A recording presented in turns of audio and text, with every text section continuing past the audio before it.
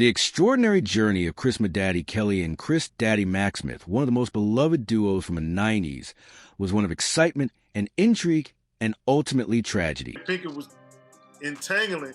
She was entangling with Chris Kelly from Kris. Behind the scenes of their meteoric rise, there were controversy, substance use, and a devastating loss that would seal their fate and forever change the course of their lives. Get ready as we dive into the shocking and tragic story of Kris Kross' rise to stardom. In the early 1990s, the world of hip-hop was about to witness the rise of a dynamic duo that would leave an indelible mark on the music industry. Kris Kross, consisting of Chris "Daddy" Kelly and Chris "Daddy" Smith, burst onto the scene with their infectious energy and unique style. But before they became household names, their journey began in the vibrant city of Atlanta, Georgia. Chris Kelly, born on August 11, 1978, and Chris Smith, born on January 10, 1979, both grew up in Atlanta, surrounded by the rich musical culture that the city had to offer.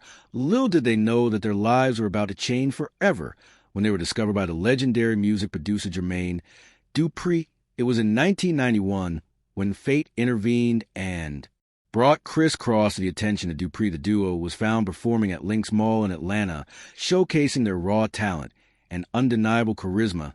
Dupri, with his keen eye for talent, immediately recognized their potential and wasted no time in signing them to his record label. So Def Recording. Under Dupri's guidance, Kris Kross began their journey towards stardom. Their debut album, Totally Crossed Out, was released in 1992 and became an instant sensation. The album sold over 4 million copies.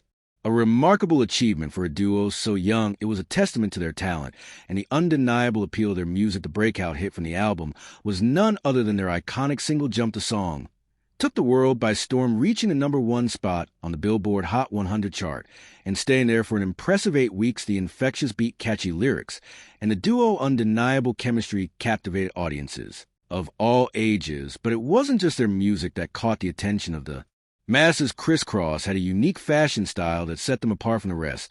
They popularized the trend of wearing their clothes backwards, a bold and unconventional choice that became their signature look. The duo's fashion sense became a cultural phenomenon, with young people across the globe emulating their style.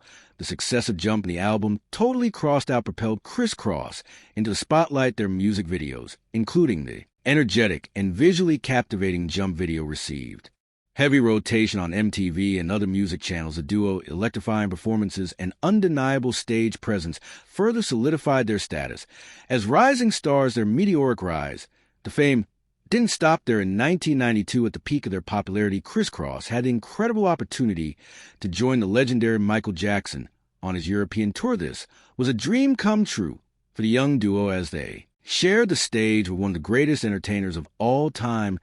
Their performances alongside Jackson showcased their talent to a global audience and solidified their place in music history. Not only did Kris Kross conquer the music world, but they also made their mark in the gaming industry. In the same year, a video game titled Kris Kross Make My Video was released, featuring the duo. The game allowed players to edit together the group's music videos using portions of the original footage, stock footage, and video animation effects. Although the game did not achieve significant sales figures, it further showcased Kris Kross's influence and popularity. As their fame continued to soar, Kris Kross's impact extended beyond the music and gaming industry.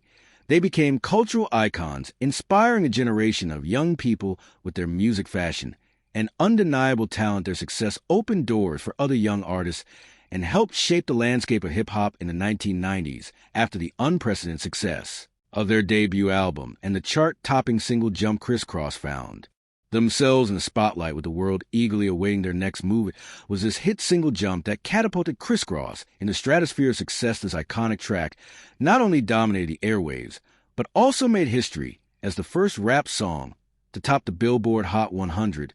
For an incredible 8 weeks, the infectious energy of Jump resonated with fans of all ages, and soon Kris Kross became a household name. Their unique style, with their pants worn backward, became a fashion trend that swept the nation. It was a testament to their influence and the impact they had on popular culture. Duo now face the challenge of maintaining their momentum and evolving their sound while staying true to their unique style. In 1993, Kris Kross released their highly anticipated second album, Da Bomb. This album showcased their growth as artists, and solidified their place. In the music industry, Dame achieved platinum certification, a testament to the duo's continued popularity and the quality of their music. The album featured hits like All Right and I'm Real, which further showcased Kris Kross's ability to create catchy, energetic tracks that resonated with their fans. The success of The Bomb proved that Kris Kross was not a one-hit wonder, but forced to be reckoned with in the hip-hop scene as their music evolved. So, did their image? Kris Kross made a conscious decision to shed their signature backwards clothing style, signaling a new era for the duo. They wanted to show their growth as artists and break free from constraints of their early image. This transition was met with mixed reactions from fans and critics alike, but it demonstrated their commitment to artistic exploration and growth. In 1996, Kris Kross released their third and final studio album, Young, Rich, and Dangerous. This album showcased a more mature sound and lyrical content reflecting the duo's journey through the music industry and their personal experiences. Young, Rich, and Dangerous achieved gold certification, further solidifying Kris Kross's place in the industry. The album featured hits like Tonight's at Night and Live and Die for hip-hop, which showcased their versatility as artists and their ability to tackle different themes and styles. Kris Kross proved that they were not afraid to take risks and experiment with their music, pushing the boundaries of what was expected from them. Despite their continued success, Kris Kross faced challenges within the music industry as the landscape of hip-hop evolved, new trends and styles emergency, and the duo had to navigate these changes while staying true to their unique sound. They faced criticism from some who believed they were not able to adapt to the evolving genre, but Kris Kross remained resilient and continued to create music that resonated with their loyal fan base. Beyond their music career, Kris Kross also made notable appearances in various forms of media. They starred in a television commercial for the soft drink Sprite 1992 to 1993, further solidifying their status as cultural icons. They also made guest appearances on popular television shows such as A Different World and In Living Color, showcasing their versatility and expanding their reach beyond the music industry. In 1993, Kris Kross made a cameo appearance in the film Who's the Man, directed by Ted Demme. The film starred Ed Lover and Dr. of Yo MTV Rap's fame and provided the duo with an opportunity to showcase their acting skills. This foray into the world of film further solidified their status as multi-talented artists. Kris Kross's impact extended beyond their own music and appearances. They collaborated with other artists, including recording the Rugrats rap for the popular children's show Rugrats and Nickelodeon. The rap was released as a single on their debut album, Totally Crossed Out, and gained popularity among fans of the show. This collaboration showcased their ability to appeal to a wide range of audiences and further cemented their place in popular culture. The rise of Kris Kross was nothing short of meteoric. From their chance encounter at Greenbrier Mall to signing with Rough House Records, their debut album, Totally Crossed Out, took the world by storm. And with their hit single, Jump, they etched their names in music history. But as we'll soon discover, their journey was not without its challenges and heartbreak. The breakup. As the 1990s progressed, Kris Kross faced a series of challenges that would ultimately lead to their decline.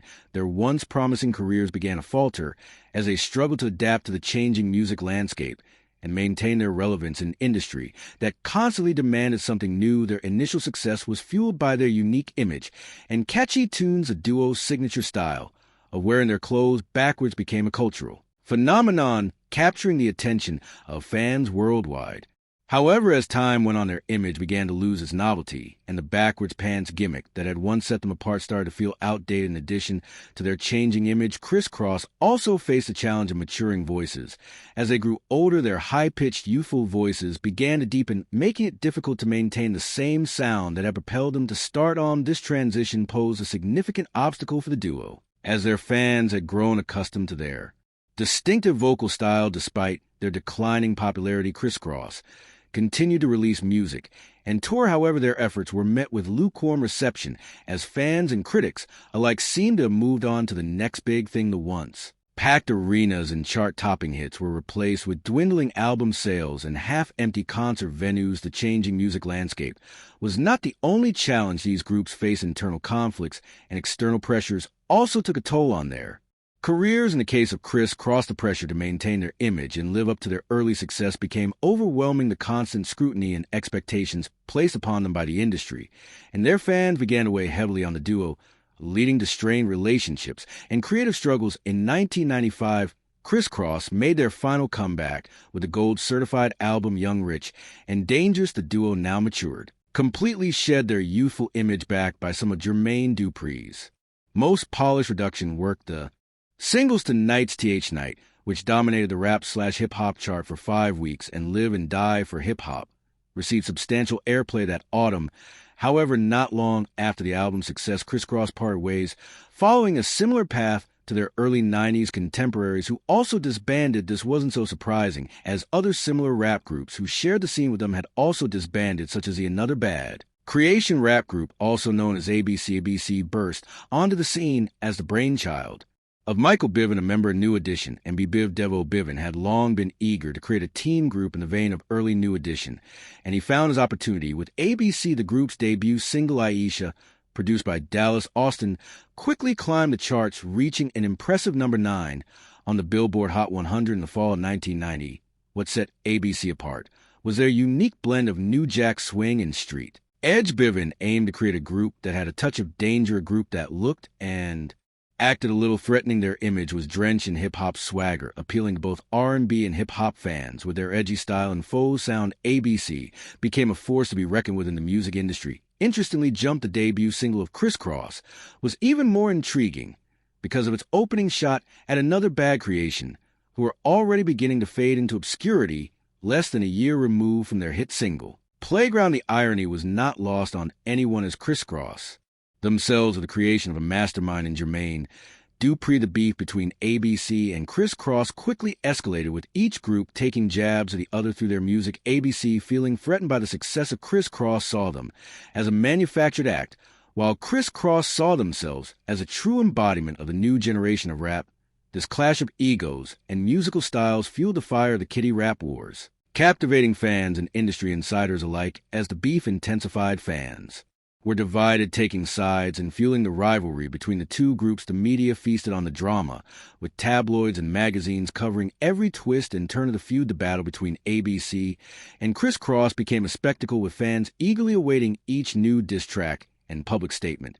But amidst the beef, it was clear that both groups had achieved remarkable success. Another Bad Creation had made their mark with their debut album and hit singles, while Kris Kross had taken the world by storm with their chart-topping success. The rise of these two groups had forever changed the landscape of rap music, ushering in a new era of young talent, and setting the stage for what was to come. Another Bad Creation also struggled to maintain their popularity in the face of a shifting music landscape. The group's edgy bubblegum R&B sound, which had initially appealed to both R&B and hip-hop fans, began to lose its appeal as new genres and styles emerged. The rise of gangsta rap and the increasing popularity of alternative and grunge music left ABC struggling to find their place in the industry.